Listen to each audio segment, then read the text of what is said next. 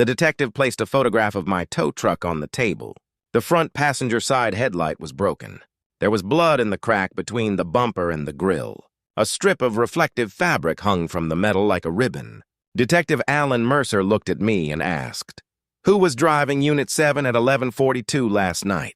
Before I could answer, the interview room door opened. My 18-year-old son stepped inside with my younger brother behind him. Mason's face was gray. Raymond kept one hand on his shoulder. Mason looked at the photograph, then at me. He said. The detective turned toward him. "You were driving that truck?" "Yes." "What happened?" Mason swallowed. "I hit the cyclist." I stared at my son. He had driven tow trucks inside our yard. He had moved them from one bay to another. He had never taken Unit 7 onto a public road at night. And he had just described the truck's emergency brake as a hand lever. Unit 7 did not have a hand lever. It had a floor pedal.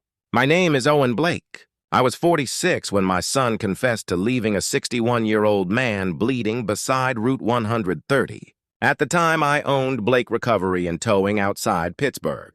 The business was smaller than the name suggested: 5 tow trucks, a fenced yard, 2 repair bays, and 11 employees on a full schedule. My father started it with 1 truck and a pager. After he died, I inherited 70%, and my younger brother Raymond inherited 30%. I handled trucks, insurance repairs, and police contracts. Ray handled dispatch customers and every conversation where charm worked better than rules. People liked him. I believed tools belonged in assigned drawers and paperwork belonged in completed files. Ray said I managed people like lug nuts. Everything gets the same torque. I told him lug nuts stayed attached. We worked because we were different. That was what I told myself. Ray had once saved the company. When Laura developed breast cancer medical bills and a failed truck nearly destroyed us, Ray sold his condo, put almost $80,000 into the yard, and worked every shift I missed. The treatment worked. The marriage did not.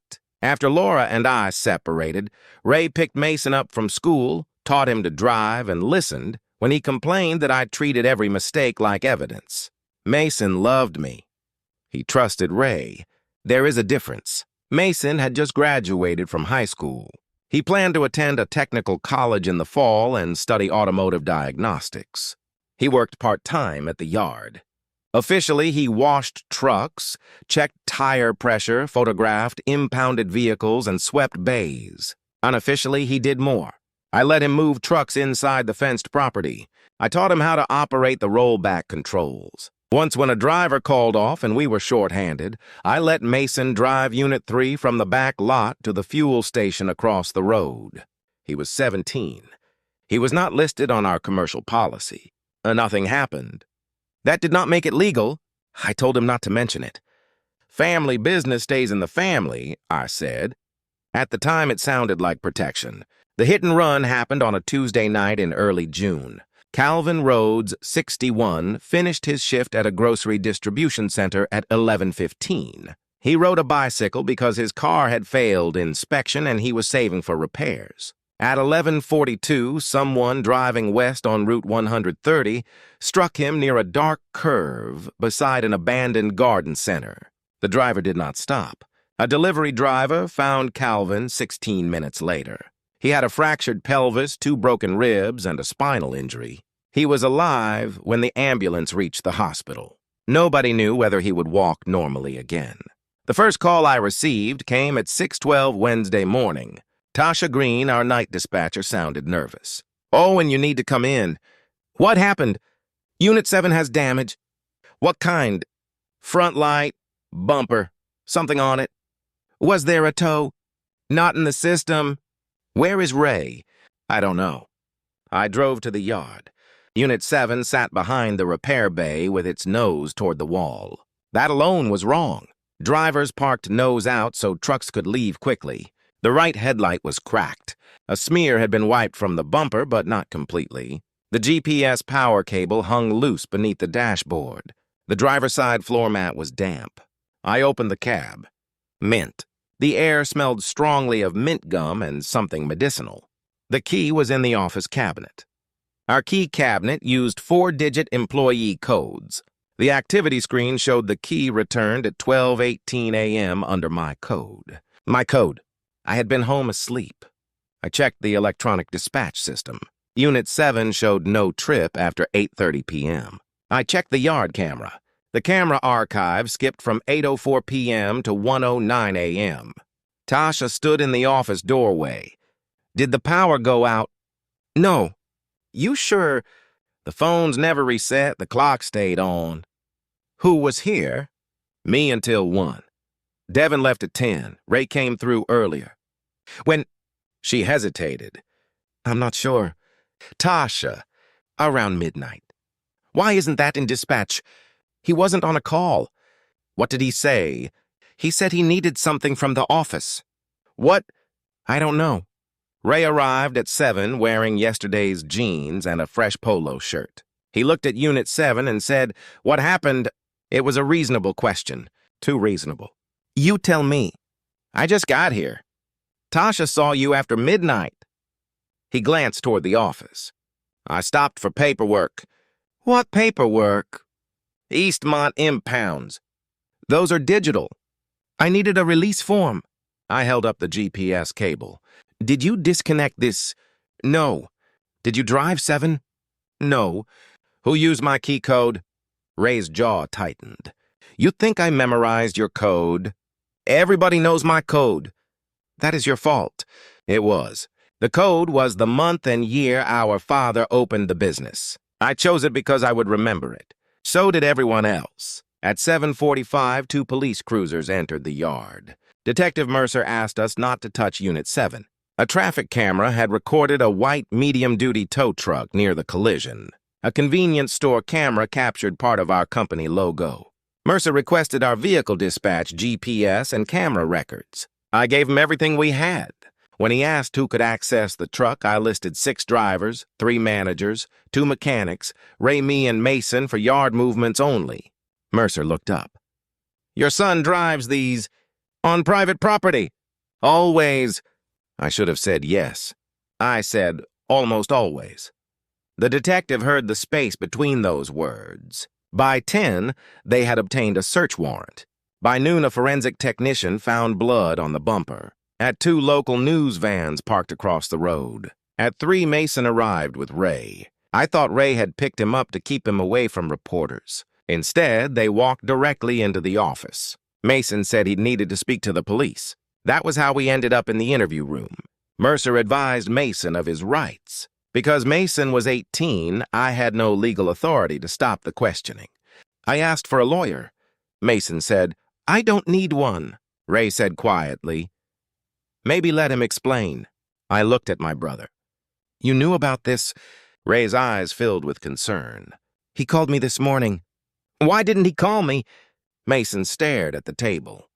Mercer asked, tell me what happened.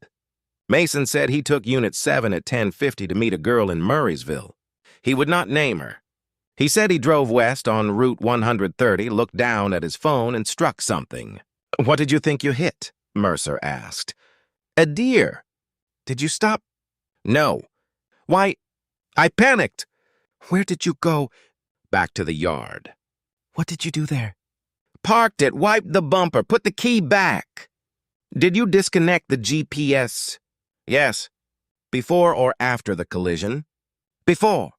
Why? So Dad wouldn't know I took the truck. Did you delete the camera footage? Yes. How? I used the admin password. Where did you get it? It was written in the black notebook beside the monitor. That was true. Our installer had told me to change the password. I never had. Mercer asked how he parked the truck. Behind the bay. Did you use the emergency brake? Yes. What kind? Mason looked at me. A hand lever. Unit 7 was a 2017 Freightliner M2. Air brakes, yellow and red dash knobs. No hand lever.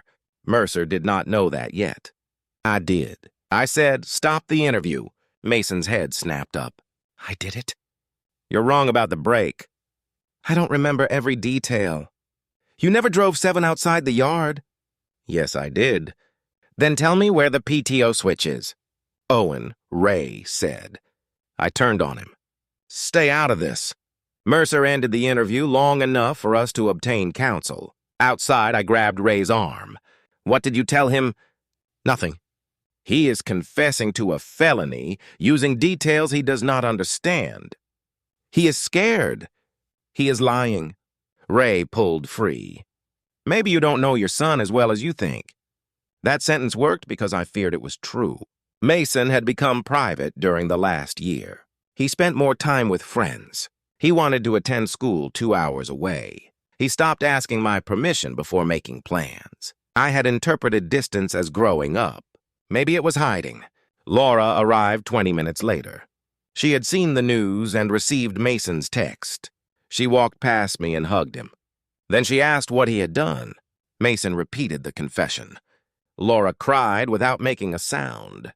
When she looked at me, her grief had already become accusation. You let him drive those trucks. In the yard. He said he took one before. Once across the road. So you taught him he could. I did not teach him to hit someone and leave. No, you taught him rules were flexible when the family needed them to be. I wanted to defend myself. I could not do it without lying. We hired a criminal defense lawyer named Natalie Chin. She was recommended by our insurance counsel, but made it clear she represented Mason, not the company, and not me. Her first instruction was simple. No more family conversations about facts.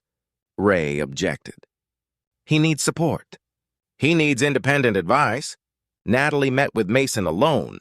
When she came out, she said he intended to maintain his confession. Do you believe him? I asked. My belief is irrelevant. He described a break that does not exist. He may be confused.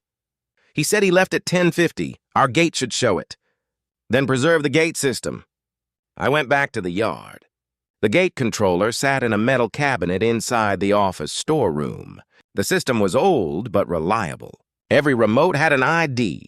Every opening recorded time direction and a loop sensor weight category. The display retained 90 days. At 9:18 p.m., the gate opened outbound using Remote 3. Remote 3 belonged to Ray. The weight sensor classified the exiting vehicle as Class C, matching a medium-duty tow truck. At 12:09 a.m., the gate opened inbound using Remote 1. Remote 1 belonged to me. There was no truck-sized outbound event at 10:50. Mason's stated departure time. I photographed every screen and exported the log to a USB drive. Then I checked the remotes. Mine hung beneath the office counter. Ray's was not in its slot. He kept it in his personal pickup. I called Natalie. The gate proves Mason lied. It proves his timeline is wrong. It shows Ray's remote opened the gate. Who could access Ray's remote? Ray. Only Ray. His pickup is usually unlocked in our yard. Could Mason access it? Yes. Could an employee? Yes. Every answer widened the door again. I checked the loop weights. Unit 7 left at 9:18. A passenger vehicle entered at 9:26 using Tasha's remote. No other heavy vehicle exited before midnight. At 12:09, Unit 7 returned. At 12:14, a passenger vehicle exited using Ray's remote. Ray could argue someone borrowed it. The log was not a confession. But Mason had not driven Unit 7 out at 10:50. He was protecting someone. I already knew who. What I did not know was why. The gate log did not stay private for long. Natalie turned it over to Detective Mercer because withholding it would only make Mason's position worse. By Friday morning, Mercer had interviewed Ray. Ray said Mason borrowed his remote earlier in the week and never returned it. That was possible. It was also convenient. He said he did not remember entering the yard at midnight. He said Tasha was mistaken. He said he drove past the office around 10 but did not stop. The more Ray explained, the less each sentence matched the one before it. Still, he had something stronger than consistency. Mason's confession. A voluntary detailed confession from an adult. The prosecutor did not need to prove Ray lied if Mason continued saying he was the driver. Calvin Rhodes remained in intensive care. His daughter Erin gave a statement outside the hospital. My father spent 38 years working nights, she said. He survived warehouses, winter roads, and heart surgery. He should not have to survive a family deciding their business matters more than his life. The clip spread through the county. Our Google reviews filled with words like killers and cowards. 2 insurance companies suspended referrals. The Eastmont Police Department paused our rotation contract. We lost 23 calls in 4 days. At the yard, employees asked whether payroll was safe. I said yes without knowing how. Ray moved through the office saying, "Mason is cooperating. The company will survive." Cooperating, as if my son had volunteered for an inconvenience. I found Ray in the dispatch room. "Stop talking about my son like this is settled." He shut the door. He confessed. He lied. "You have a gate log and a brake pedal. That is not enough. You hired his lawyer before Laura even got here." "I called someone I knew." "You knew what happened." Ray's face hardened. "Be careful." "With what?" "With deciding you know everything because you found one record. You came back after midnight." "Tasha says that. Tasha also sleeps in her chair when calls are slow." "You knew the GPS was disconnected before police said it." "I saw the cable." "You knew about the blood." "Everybody saw the bumper." "No, you said, if the blood matches, the insurer will drop us." That was before the technician took the sample. For the first time, he looked uncertain. Then he recovered. "You were standing beside me." "I did not say it was blood." "You knew." "I suspected." "So did I." I stepped closer. "Did you hit Calvin?" Ray looked directly at me. "No." The answer came too cleanly. "Then why is Mason doing this?" "Maybe because he did it." "You don't believe that. You want me to say he is innocent because he is your son. That is not the same as truth. I almost hit him. Instead, I opened the door. Do not speak to Mason alone. He is 18. He is still my son." Ray gave me a tired smile. "And there it is. Family rules only count when you make them." Again, the worst people do not always invent the truth they use against you. Sometimes they simply choose the part that hurts most. Natalie arranged a forensic download of Mason's phone. His precise location history was incomplete, but our home router showed his phone connected from 11:21 until 12:04. His smartwatch recorded only 23 steps during that period. Most importantly, at 11:48, our doorbell camera showed Mason opening the door for a food delivery. Unit 7 had struck Calvin 6 minutes earlier, more than 30 miles away. Mason could not have been driving. Proof of innocence should have felt like relief. Instead, it terrified me. He knew the camera existed, yet he had confessed anyway. Natalie confronted him with the video. Mason said the timestamp was wrong. It was not. She warned him that false statements could create separate charges. He said nothing. When Laura and I met him outside the courthouse, she grabbed his shoulders. "Why are you doing this?" Mason looked at Ray's truck across the lot. He did not answer. Laura followed his eyes. Her expression changed. "No." Ray was not present, but the answer was. Laura turned to me. "You fix this." The demand was unfair. It was also familiar. For years, when something broke, everyone looked at me. A hydraulic line, a contract, a mortgage payment, a marriage, a son. I said, "I am trying." "No, you are collecting records. Talk to him." "He will not talk." "Then make him." "He is not a machine, Laura." "You treated him like one long enough." She walked away before I could reply. That weekend, the police searched Mason's bedroom with his consent. They found work gloves with traces of automotive glass, a dark jacket with grease and diluted blood on one cuff, a replacement headlight receipt from an auto parts store. The receipt time was 8:14 Wednesday morning. 2 hours after Tasha called me, Mason had bought the part. Security footage showed him and Ray entering the store together. Mason was not the driver at 11:42, but he had helped clean the truck. He had replaced evidence. Natalie said the case had changed. He is no longer only making a false confession. What could he face? Evidence tampering, obstruction, false statement. The prosecutor may still offer a reduced resolution if he identifies the driver. He won't. Then he may protect someone who will not protect him. I asked to see Mason alone. Natalie said it was his decision. He agreed. We met in her conference room. No Ray, no Laura, no police. Mason sat across from me, wearing the same black hoodie he had worn through half of high school. I placed the doorbell camera still on the table. "You were home." He looked away. "You helped clean the truck." Silence. "You bought the headlight." Silence. "Was Ray driving?" His jaw moved. I waited. He said, "You always said we take care of our own." The sentence reached backward through years. I knew the moment he meant before he described it. 2 summers earlier, Mason had been moving a customer's pickup inside our yard. He misjudged a turn and scraped the passenger door against a steel post. The damage was almost $4,000. Mason was 16. He was not authorized to drive customer vehicles. Reporting the accident would have triggered an insurance review and possibly endangered our police contract. I paid the body shop in cash. I told the customer the truck had been damaged during secure storage and repaired at no charge. I removed the internal camera clip. Then I told Mason, "No one outside this family needs to know who was behind the wheel." At the time, I thought I was protecting his future. Now he repeated my lesson. "You said family mistakes stay in the family," Mason said. That was different. Because nobody got hurt. Yes. So it only matters when it gets big. It always mattered. I was wrong then. You did not say that then. No. Uncle Ray said if he goes down the yard, loses the police contracts. Everybody loses their job. He said I'm young. He said my record could be sealed. He told you to confess. Mason's eyes filled. He said he would pay for everything. Did he tell you Calvin might never walk? He said the man was alive.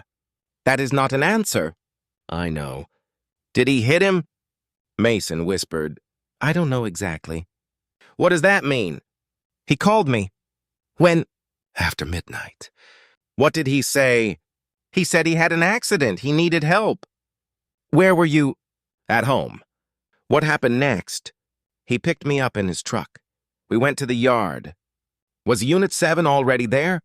Yes. What did it look like? The light was broken. There was something on the bumper. Blood. I didn't know. You wiped it. He gave me cleaner. You disconnected the GPS. No, it was already out. You deleted the camera footage. He did. How? With your password. Did he tell you he hit a person? Not then. When?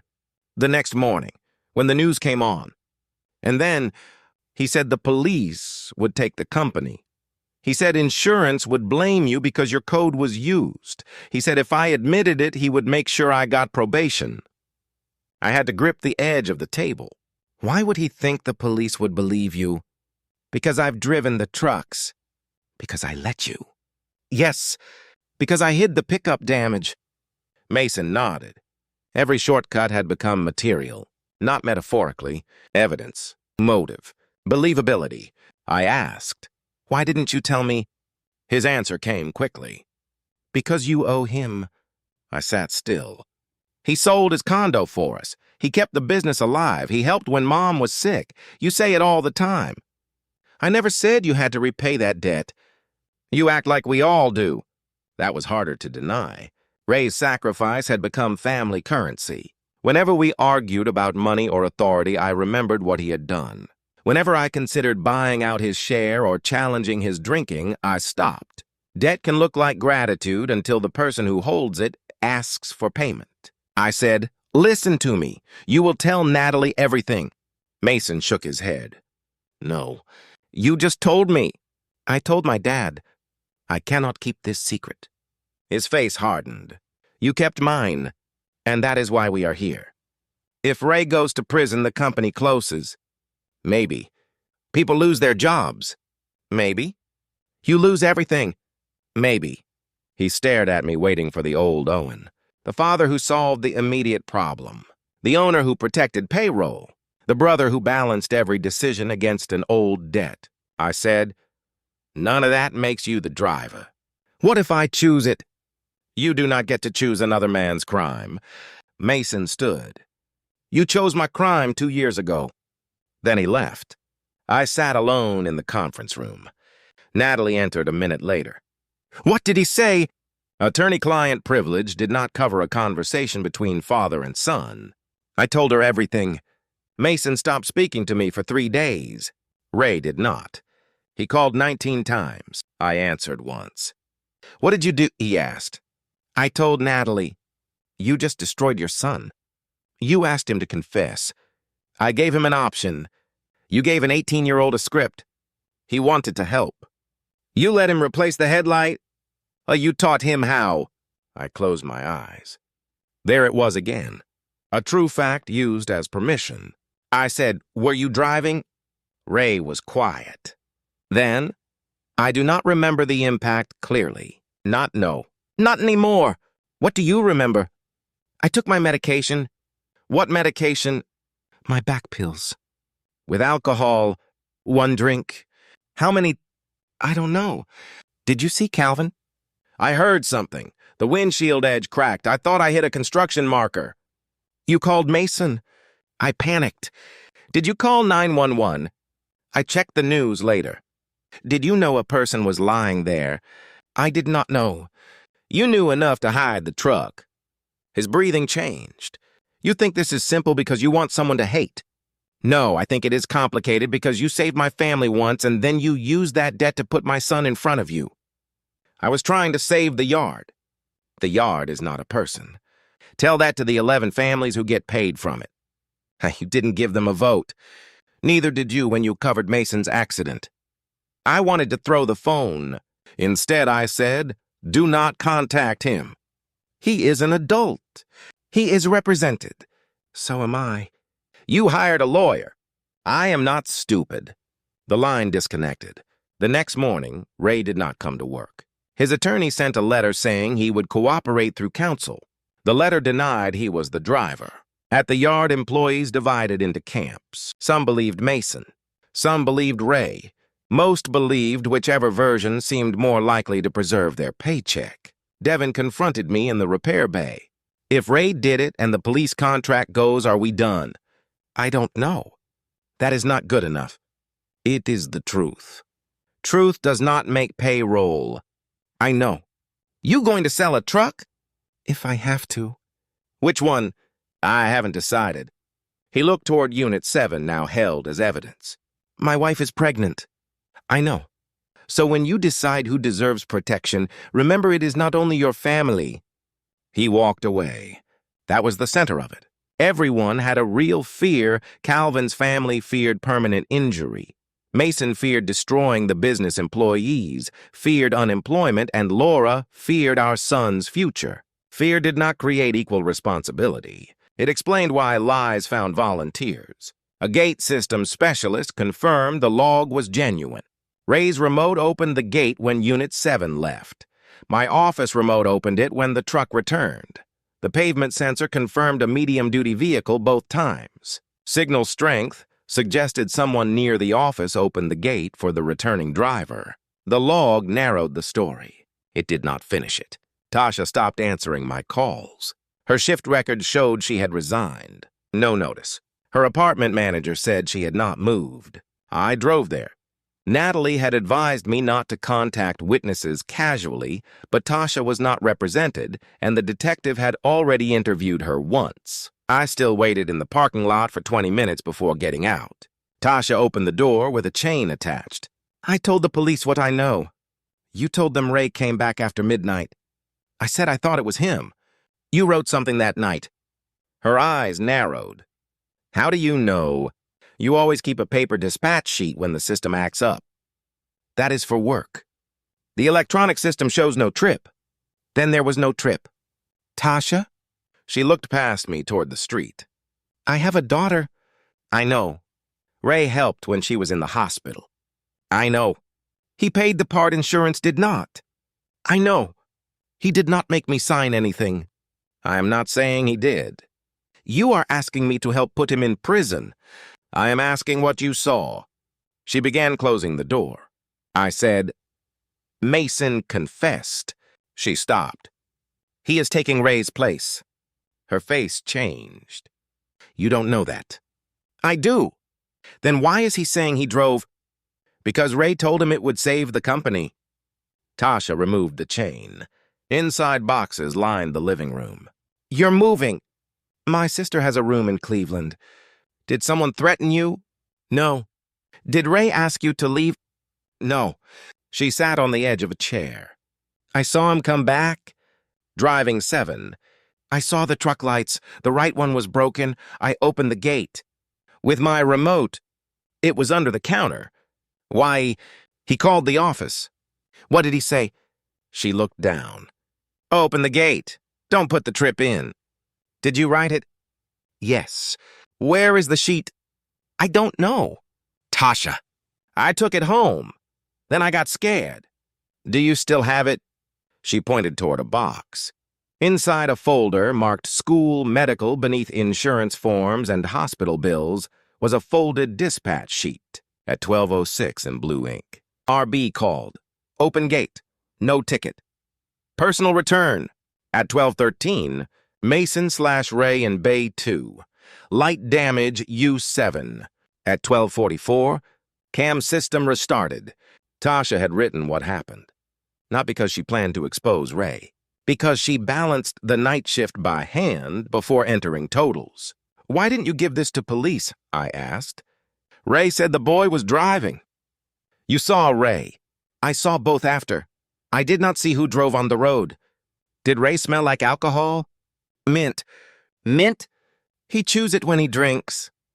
My stomach tightened. I had noticed the mint in Unit 7. Tasha said, You know that. I did. For years, Ray had kept peppermint gum in his desk. At family cookouts, if he drank too much, and Laura commented he chewed 2 pieces before driving home. I had taken his keys twice. Other times, I let him say he was fine. Will you give this to Mercer? I asked. I'll lose everything. You already resigned. My daughter's insurance was through work. We can find help. You cannot promise that. She was right.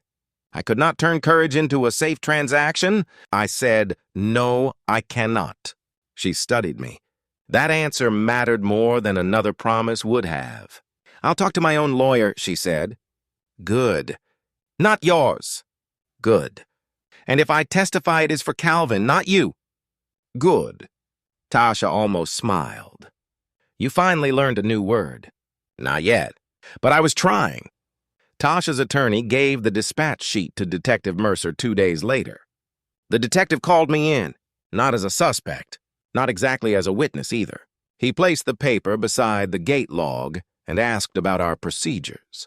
Who normally opens the gate after hours? The dispatcher. Can the dispatcher open it without creating a dispatch ticket? Yes. Does the gate opening appear in the towing software? No. Separate systems.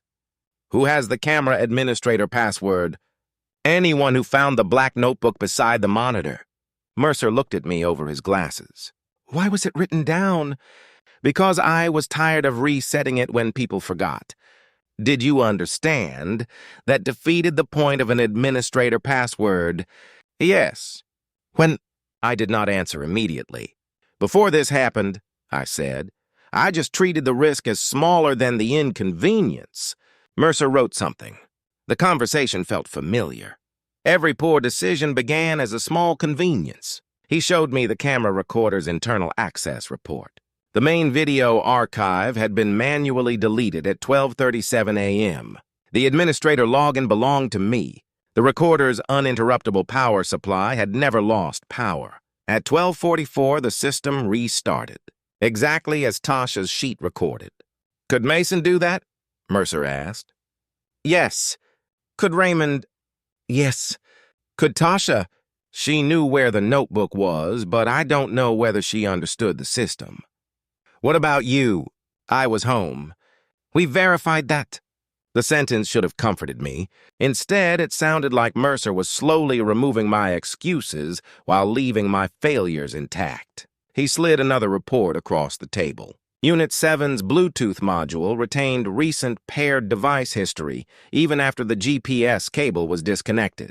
Ray's phone had connected at 9:22 p.m. Mason's phone connected at 12:16 a.m.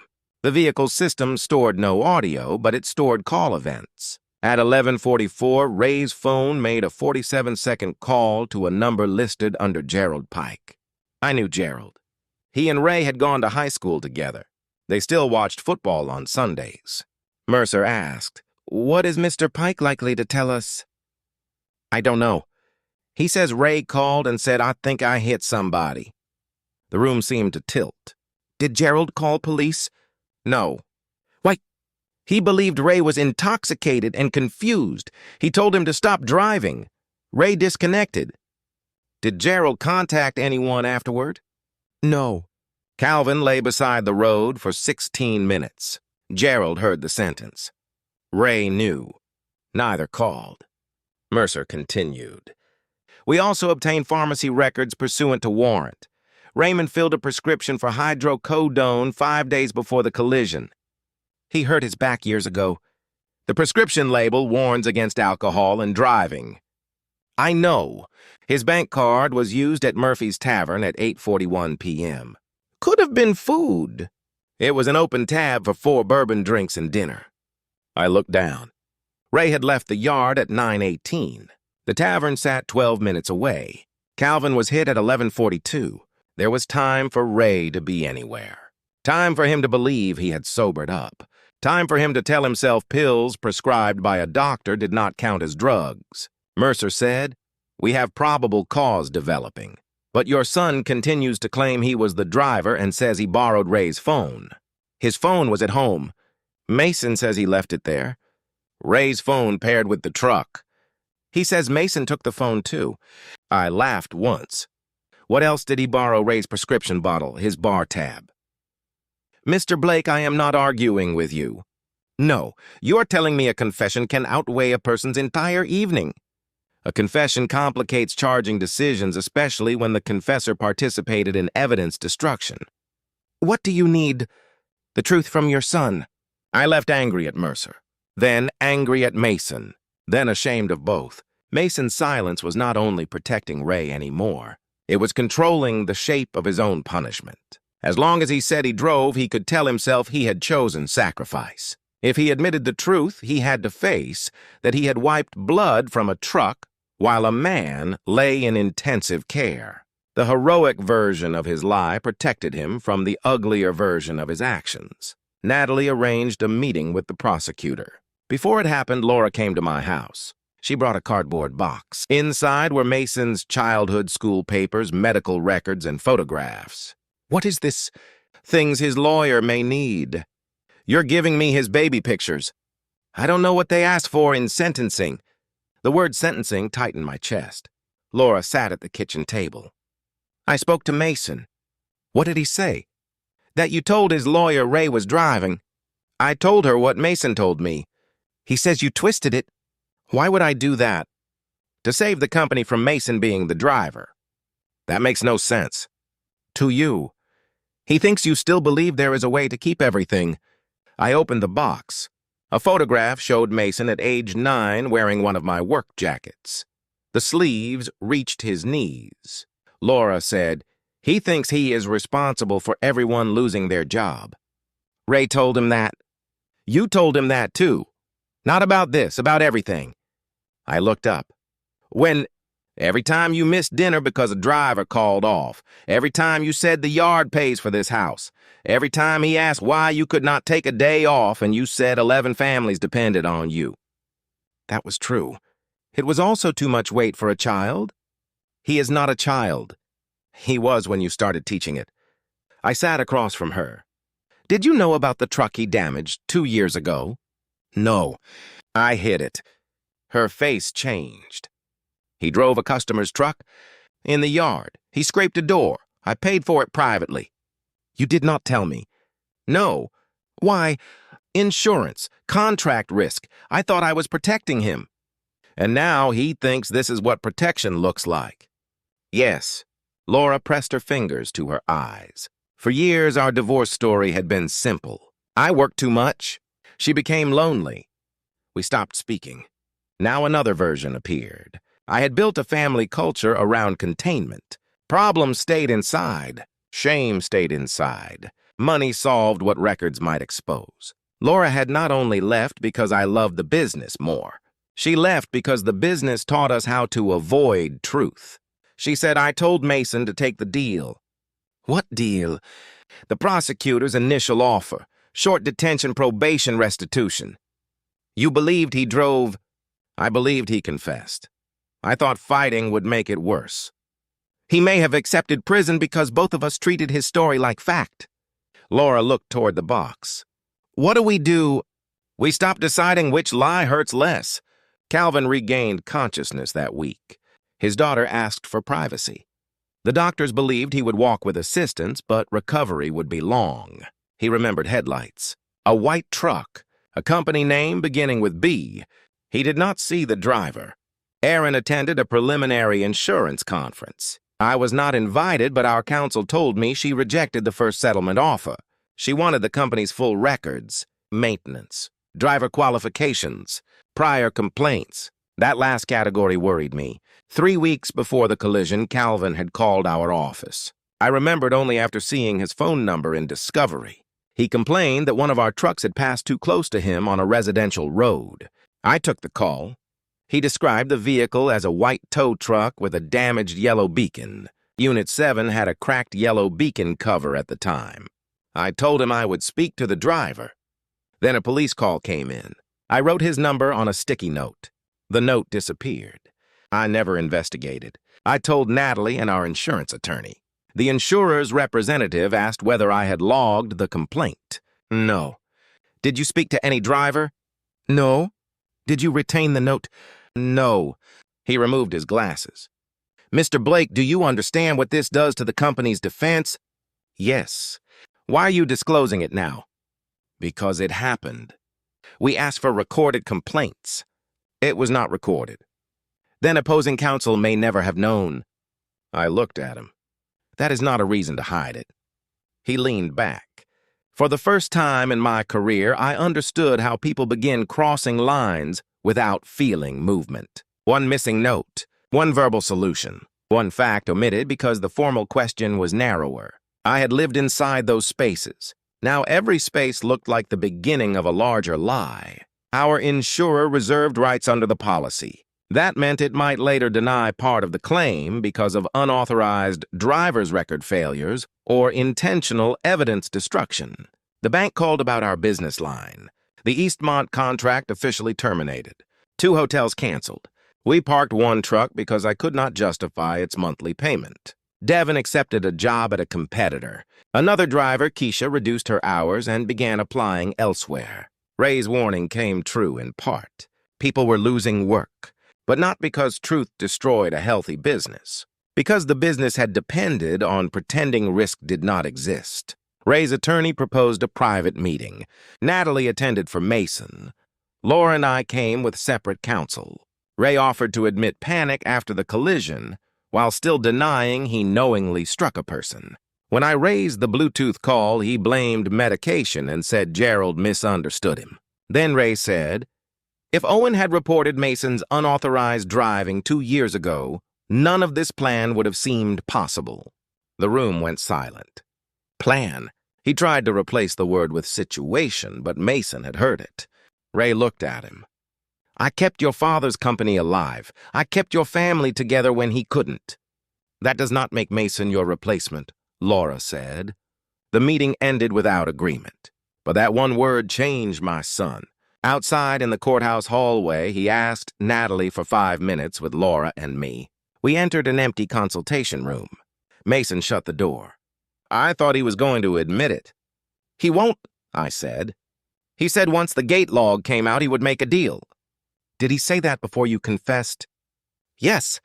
Did he promise you would not go to jail? Yes. Did he tell you the record could be sealed? Yes, Natalie said.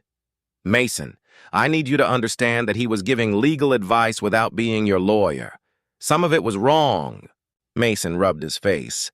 He said because I was 18 and had no record, they would treat me like a kid. Laura moved toward him.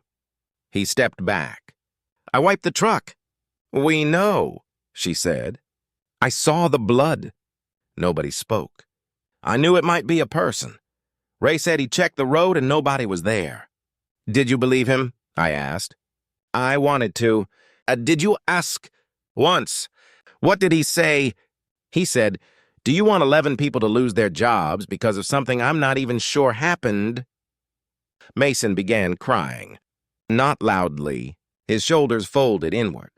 I thought I could fix it. The words belonged to me. I had said them through every crisis. I sat beside him. You cannot fix it by becoming the driver. I already lied. Yes. I cleaned it. Yes. I changed the light. Yes. Then what do I do? You tell the exact truth. Not the version that saves you, not the version that saves Ray. The exact truth. What if it ruins everything? It may. He looked at me. You're okay with that? No. That surprised him. I continued. I am terrified. I may lose the company. You may have a record. Ray may go to prison. Calvin may never forgive any of us. I am not okay with any of it. Then why? Because choosing the result first is how we got here. Natalie asked whether he was ready to revise his statement. Mason nodded.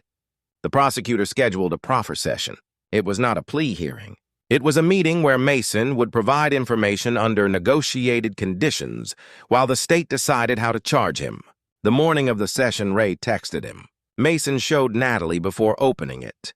The message said, "Remember who showed up for you when your dad didn't?" Mason stared at the screen.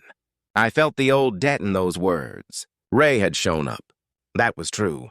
He had attended baseball games I missed. He had driven Mason to appointments. He had given money without asking questions. Good acts do not disappear when a person commits a terrible one. That is what makes betrayal difficult. If Ray had always been cruel, Mason would never have protected him. Natalie preserved the message. Then Mason began speaking. He described the call at 12:01. Ray picked him up at 12:08 in his personal truck. They entered the yard after Unit 7 had already returned. Tasha opened the gate. Ray told Mason the tow truck had struck a barrier. Mason saw the broken light and blood. Ray handed him degreaser and towels. Ray used my password to delete the footage. They moved Unit 7 behind Bay 2. Mason returned home in Ray's pickup shortly after 1. At 6:30, Ray called again. He said the news reported a cyclist. He told Mason the police would assume Owen knew because Owen's code and admin account appeared in the records. He said the company's insurer would cancel. He said the Eastmont contract would end. He said everyone would blame the family anyway. Then he proposed the confession. Did he threaten you? The prosecutor asked. No. Did he offer money? Lawyer fees, school? He said he would transfer part of the business to me later. Why did you agree? Mason looked at me. Because I believed protecting the company was protecting my dad. The prosecutor asked whether I had instructed him to make false statements. No. Did your father know you intended to confess? No. Did your father ever conceal misconduct for you before? Mason described the damaged pickup. My attorney shifted in his chair. The prosecutor looked at me. That will be addressed separately if necessary. I said, I understand. For once, I did not rush to explain. Mason finished. The state withdrew the hit-and-run allegation against him. It did not clear him. He remained under investigation for tampering, obstruction, and false statements. The headline that afternoon said, Tow owner's son recants confession. The article did not say innocent. It said recants. Online people called it a family strategy. Aaron Rhodes posted, They are rearranging blame while my father learns to stand. She was not wrong to feel that way. We had spent weeks deciding which Blake would carry the collision. Calvin carried it every minute. I asked our attorney to arrange a meeting with Aaron. She refused. I wrote a letter. Not an apology designed to reduce liability. Not a request for forgiveness. I wrote, Your father warned my company about one of our trucks. I failed to document or investigate the complaint. I did not drive the truck that struck him, but I contributed to a business where informal handling replaced accountability. I will provide every record requested. I understand that this does not repair what happened. Our insurer advised me not to send it. I sent it through counsel anyway. Aaron did not respond. Ray was arrested 8 days after Mason's proffer. The charges included leaving the scene of an accident involving serious injury, driving under the influence evidence, tampering conspiracy, and witness influence. The police led him from his house in handcuffs. A reporter asked me whether I felt betrayed. I said no comment. The real answer was more complicated. I felt betrayed. I also felt grief. I remembered Ray sleeping in a chair beside Laura's hospital bed because I had to meet an insurance adjuster. I remembered him bringing a birthday cake to Mason's school after I forgot. I remembered the check from the sale of his condo. I remembered him putting gum in his mouth before driving home from our father's memorial. All the versions existed together. The brother who saved us, the man who struck Calvin, the uncle who loved Mason, the person who offered Mason as a shield. Human beings do not become simple because police assign charges. The business nearly collapsed. Our carrier refused renewal, the bank froze new credit, and I sold our newest rollback to cover payroll and legal bills. We lost 2 contracts and reduced the yard to 6 workers. Ray refused to sell his shares unless I helped fund his defense. I declined. It cost me another loan and perhaps the company's future. It was the first time I stopped paying an old debt with new silence. 6 months later, Mason pleaded guilty to evidence tampering and making a false statement. He received 3 years of probation community service counseling and restrictions on towing work. He avoided jail but lost a scholarship and delayed college. "I'm not a hero," he told me. "I was scared, and part of me wanted Ray to owe me. I wanted to be the person he chose first." Even sacrifice contains ego. That did not make his remorse false. It made it human. As part of community service, Mason worked with a traffic injury support program. He helped maintain wheelchairs, loading ramps, and adaptive equipment. The placement was not connected to Calvin. The court deliberately avoided forcing contact. One evening, Mason came home and said, "A man there spent 40 minutes learning how to get from a chair into a car." I waited. He kept apologizing to everyone. For what? For taking time. Mason looked down. I kept thinking about Calvin. There was nothing useful to say, so I listened. Ray eventually pleaded guilty to reduced charges after the Bluetooth records bar receipts, gate logs, Tasha's sheet, and Mason's testimony left little room. He received a prison sentence, not the maximum, long enough that our father's business would never feel like his again. He wrote me twice. The first letter blamed the medication. The second blamed me. He said if I had managed the company better, he would not have needed to drive Unit 7 after drinking. He said if I had shown up more for Mason, Mason would not have trusted him. Some accusations were manipulative. Some contained truth. I did not answer. Not because family stayed silent, because I had nothing honest to say yet. Calvin spent 4 months in rehabilitation. He regained the ability to walk short distances with a cane, but could not return to his warehouse job. The civil case settled through insurance and the sale of business assets. I sold the large storage lot and moved to a smaller leased property. Blake Recovery survived with 2 trucks, no police impounds, and no illusion that one heroic decision could protect everyone. Tasha found dispatch work in Cleveland. Devin stayed with a competitor. Keisha later returned part-time. Life did not divide itself into loyal and disloyal people. Everyone made the choice they could live with. 1 year after the collision, Mason enrolled in technical college. He chose industrial electronics, not automotive repair. He said he wanted a field where systems recorded who changed what. I almost laughed. Instead, I said it sounded practical. He moved into student housing. Before leaving, he helped me clean the old office. We found the black notebook containing the camera password. The page had grease stains and a coffee ring. Mason held it up. "You keeping this?" "No." He tore out the page. We changed every password assigned individual access and set automatic logs no manager could erase without an outside alert. Small controls, the kind I once considered unnecessary. At the bottom of a drawer, I found a photograph of Ray and me beside our father's first truck. I was 19. Ray was 15. We stood with our arms crossed, trying to look like men. Mason saw it. You miss him? Yes. Even after everything? Yes. Does that make you feel guilty? No. That answer took me a year. Loving someone does not require editing the record. Mason put the photograph back in the drawer. A month later, Calvin's daughter contacted me. Not to forgive me. She wanted copies of our new safety and driver control policies because she had joined a local road safety group. We met at a library. Erin looked tired. She accepted the folder without shaking my hand.